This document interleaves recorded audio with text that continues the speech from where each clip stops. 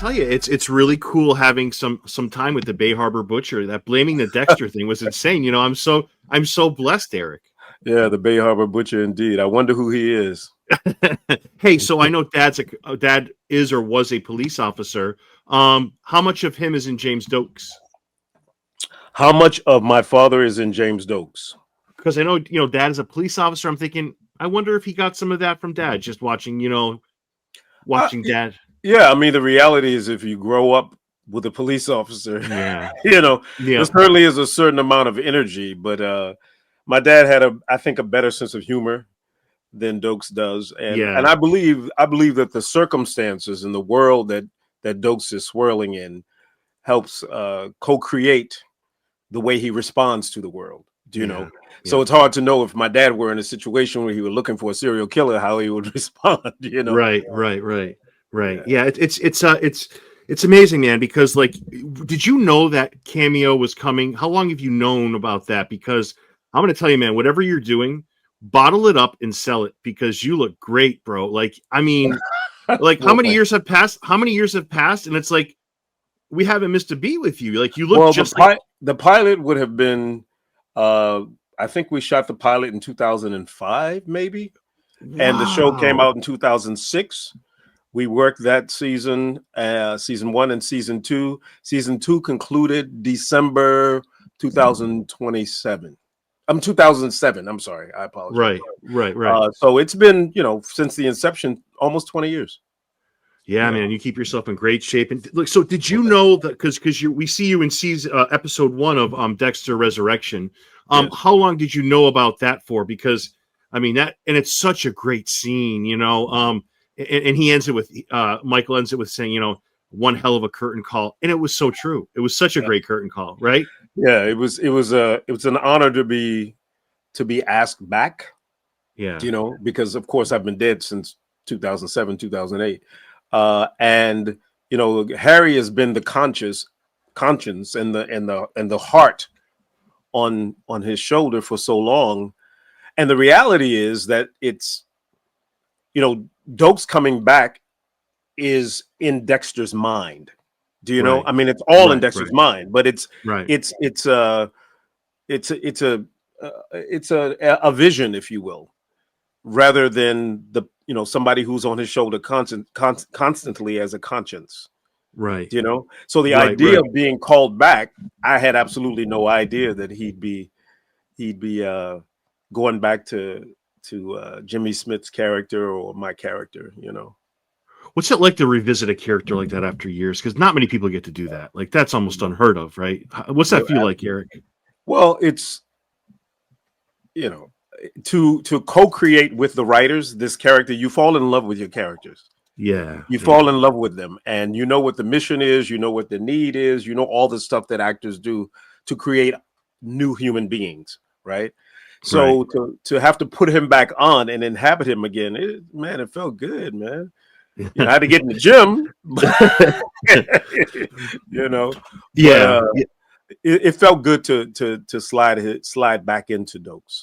Yeah. I have a feeling if we were watching this in a theater, if we were watching Dexter and Dexter Resurrection in a theater, as soon as you came on screen, I feel like the crowd would have went ape shit. It's like one of those Marvel movies when they see the hammer, or I feel, Erik, like the crowd would have went nuts as soon as you reappeared on screen. I would bet Well, my life on that. I tell you, Doug, we had a screening of the pilot for Resurrection, and Right. that's exactly what happened. Yeah, yeah, Oh, yeah, wow. yeah. We had a screening, Avery Fisher Hall, I believe.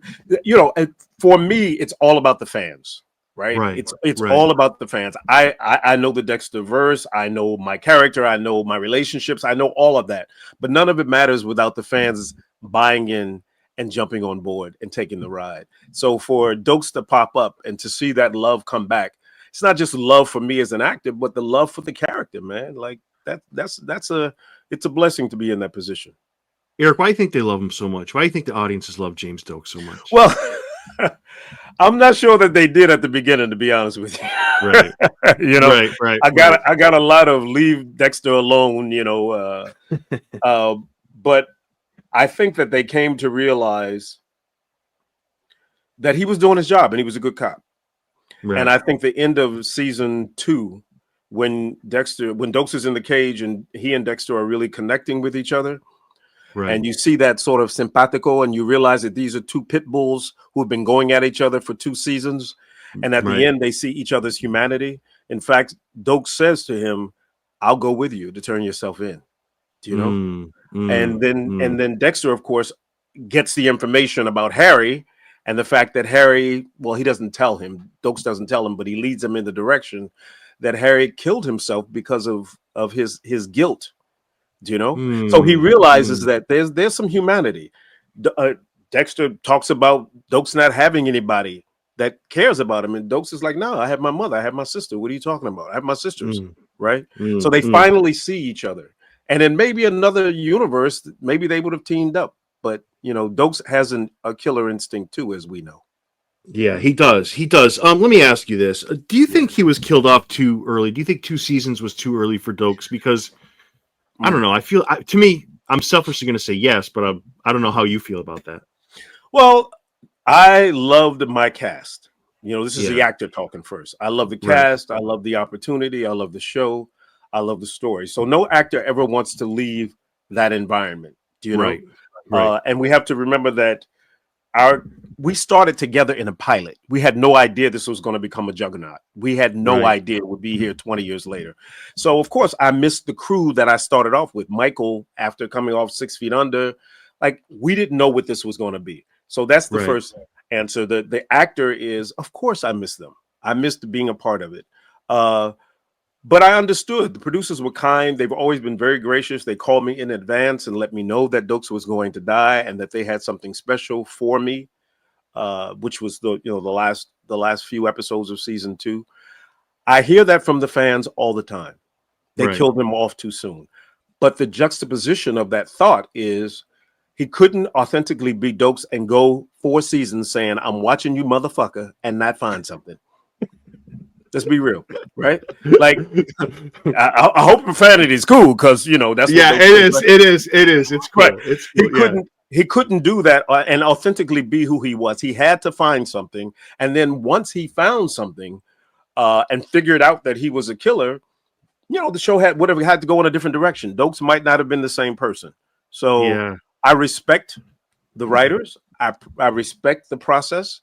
And I feel for the fans because I know they're like, "Come on, man, we could have gone 2 more seasons at least of Doakes," you know. Yeah. But I have to say this: if I had to go, it's better to go wanting more than go with people going, "Oh God, this character has jumped the shark." So. Yeah, but what is it just saying? You better to go too soon than to hang on too long. Yeah, I get it. I get it. I think the audience fell in love with it. Just curious, Erik, did the writers ever talk to you about just in conversation where maybe did they have regret or did they love the way the story kind of? And I get now hearing you talk, the 2 seasons make sense because too long would have been like, "I'm going to get you. I'm going to get." It would have been like enough. Like either no. The writers never came to me and said we made a mistake. They never said that. What they said was, they always honored the work that I did. They always honored the character. And I think they knew I'm going to tell you, they knew from the beginning that he had a short shelf life. They knew it. It was the trajectory of the character, And in fact, in Darkly Dreaming Dexter, either that book or the following book by Jeff Lindsay, Doakes ends up with no limbs, bro. No arms and no legs. Like that would have been a hell of a role to play with no arms and no legs. So it was always on the trajectory that he was going to be a pit bull, that he needed the answers, and he was going forward. It was 2 seasons. Erik, how much input do you have in Doakes' growth with the writers? How much do they ask for your feedback? Do they ask? Because, I mean, you're clearly knowledgeable about this iconic character. Do they probe you and say, "Hey, what should happen? What do you think? This is what we're thinking." No dialogue. No, there's not much dialogue. I mean, if I have questions, the door was always open to answer the questions. But I have to say this, bro.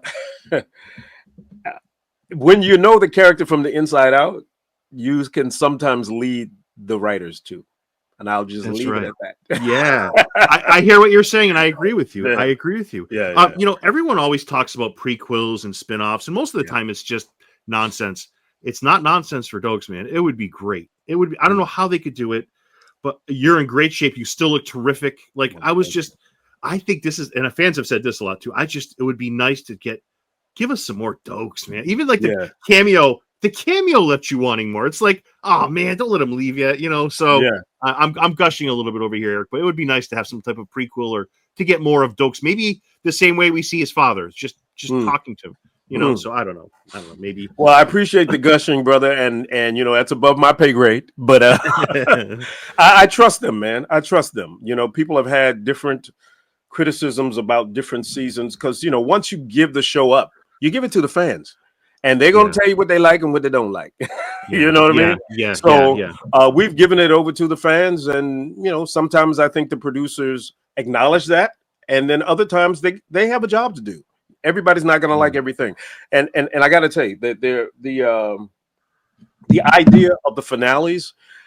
I spent a lot of time with that. I was on another show, Oz. I was on, I spent a lot of time with the thought of this. And I think the audience never really wants to let go of the characters, and they never want to let go of the story, right? So even with Resurrection, we're at the end of 10 episodes.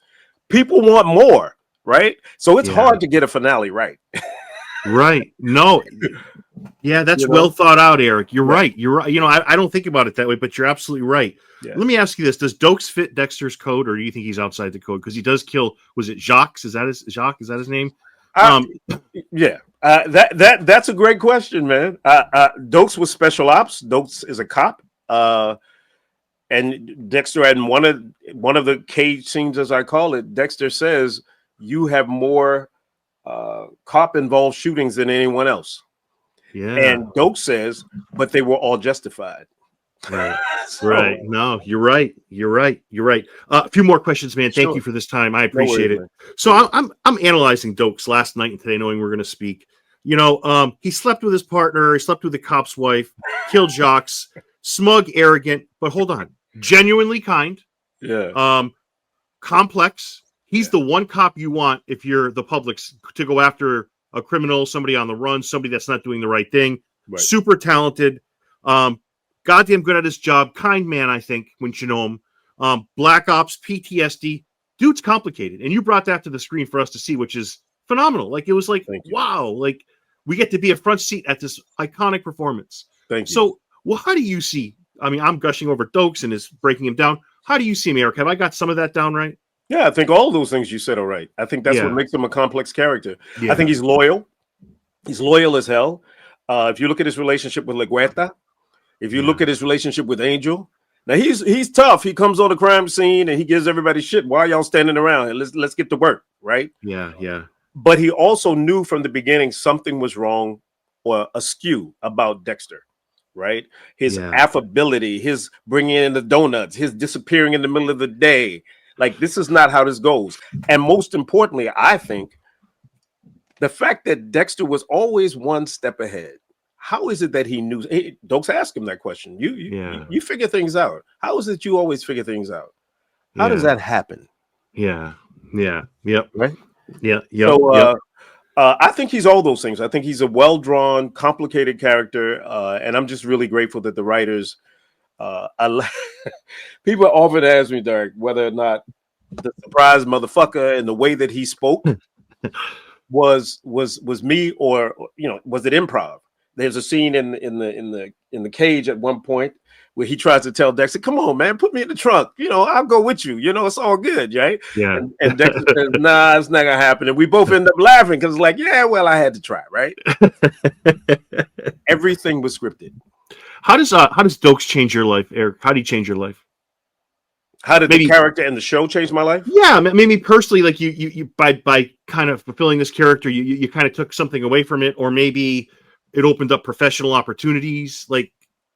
Whatever, it's wide open for you. Okay, so how did it change my life personally, internally? It was gratifying as an actor to play such a complex character. Yeah. So very seldom do you get an opportunity to sink your teeth into some good shit. You know what I mean? Yeah. So that was very gratifying. How it changed my life otherwise is that, man, 20 years of memes. Right? Like Yeah, when we started the show, and I'm very old school, bro. I'm not a spring yeah, chicken. So you would do your work and it would be confined to just that scene and that world. yeah, So to start off with surprise motherfucker memes, and I'm walking down the street and people are going surprised, and I'm like, whoa, what are we doing here? Right? yeah, Uh and now the I just can't prove it aspect, there's yeah. a whole more memes, and the richest person in the world just happened to send out a meme with my face on it the other day. From that perspective, I'm looking around going, what is this thing? Like Doakes has taken on a life of his own. Yeah. And there are people who come to the show, I know, because they've said, you're the meme guy. And I'm like, nah, I'm like an actor, bro. Yeah. you know? Yeah. Yeah. So for people that are watching this, Erik, I want to show them what you're talking about. This is the I don't feel can't prove it, and then this is the MFer. Yeah. So dude, it's just I have a Reddit question that touches on that, but let me ask you this.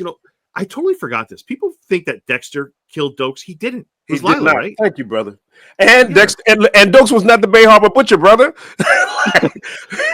People, I keep saying, did you watch the show? I'm not the Bay Harbor Butcher, right? Yeah, but I think people love to have fun with that. Like they all know it's not you, but Some they say of them, it anyway. Most of them know. I'm not sure about some. Yeah, you're right.